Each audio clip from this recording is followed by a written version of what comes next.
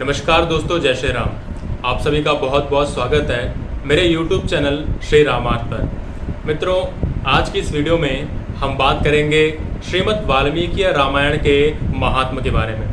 दोस्तों, इससे पहले की वीडियो में हम महात्म्य के तीसरे अध्याय के बारे में बात कर चुके हैं। इस वीडियो में हम महात्म्य के चौथे अध्याय के बारे में बात करेंगे। दोस्तों, ये जो वाल्मीकि रामायण में महात्म्य के 5 अध्याय हैं, इन्हें स्कंद पुराण के उत्तरखंड से नारद सनत कुमार संवाद से लिया गया है।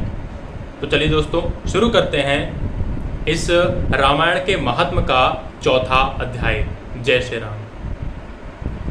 होता क्या है कि महात्म्य के चौथे अध्याय में नारद जी सनत कुमारों को कलीक नामक व्याध के और उत्तंक मुनि के जो चरित्र है उसकी कथा सुनाते हैं, जहाँ पर वो कहते हैं कि चैत्र मास के शुक्ल पक्ष में रामायण के 9 दिनों की कथा सुनने का क्या फल है।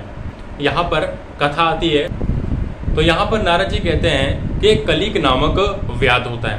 व्याध अपने जीवन में इतने पाप करता है कि उसके पापों की गिनती करने के लिए करोड़ों वर्ष लगेंगे, ऐसा नारद जी कहते हैं। और वो कहते हैं कि उस कलीक ने, जो कि व्याध है, उसने ब्राह्मणों की हत्या, गौवों की हत्या, जीव जंतुओं की हत्या बहुत ज़्यादा कर रखी थी।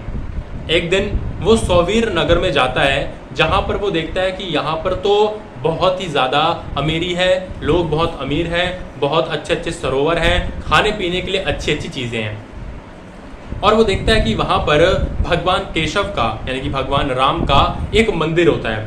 उस मंदिर में एक ऋषि बैठे होते हैं जिनका नाम होता है ऋषि उतंक।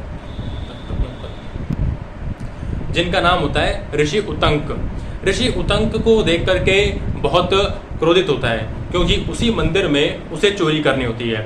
रात के समय वो उत्तंक मुनि की छाती पर पैर रख करके उनका गला पकड़ लेता है और उन्हें मारने की कोशिश कर रहा होता है। उस समय ऋषि उतंक कहते हैं कि मैंने तुम्हारा क्या अपराध किया है, तुम निरअपराध को दंड क्यों दे रहे हो। उस समय जो कलीक होता है वो उनकी बात सुन रहा होता है।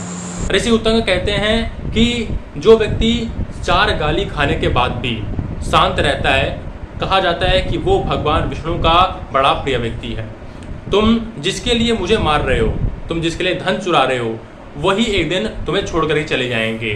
तुम पाप कमाओगे अकेले, लेकिन और उसको भोगोगे भी अकेले, लेकिन तुम धन कमाओगे, अपने घर वालों को दोगे, सिर्फ वही धन ही है जो वो उसे भोगेंगे, लेकिन तुम्हारे पाप को सिर्फ तुम अकेले ही भोगोगे। ये उतंक मुनि ने उस व्याध से कहा। इतनी बात सुनकर के उस कलीक नामक व्याध के स्मृति पटल खुल गए और उसने महर्षि से माफ़ी मांगी और कहा कि मेरा उद्धार कीजिए, मैंने बहुत पाप किए हैं। उस समय ऋषि उतंक ने उन्हें कहा कि आप चैत्र मास में शुक्ल पक्ष में नवपरायण, यानी कि 9 दिनों की रामायण की कथा को श्रवण कीजिए, सुनिए, तब आप पाप मुक्त हो जाएंगे। उस समय कलीक ने 9 दिनों की रामायण को सुना चैत्र मास के शुक्ल पक्ष में, और तत्काल उसकी मृत्यु हो गई। और तब वह कलीक, जिसने हजारों गौवों की, हजारे ब्राह्मणों की, जीव जंतुओं की हत्या की थी, वो एक दिव्य विमान पर, जिस पर अप्सराएं बैठी हुई थी और बड़े बड़े सोने के महल बने हुए थे, उस पर वो कलीक नामक वैद्य बैठा हुआ था। और उसने कहा कि हे ऋषि उतंक, आपकी ही वजह से, आपने जो कहा कि रामायण की कथा सुनो, उस कथा को सुनने की वजह से मेरा यह दिव्य रूप सामने आया है। और ऐसा कहते हैं ना, ऐसा कहते कहते नारद जी कहते हैं कि सनत कुमारों, जो कलीक नामक वैद्य था, उसने जो है रामायण की नवपरायण कथा को, नवपरायण जो 9 दिनों की कथा होती है, उसे सुना था और उससे उसका उद्धार हो गया। दोस्तों, यहाँ पर नारद जी जो हैं वो चैत्र मास के शुक्ल पक्ष में रामायण की महिमा को बताने का प्रयास करते हैं।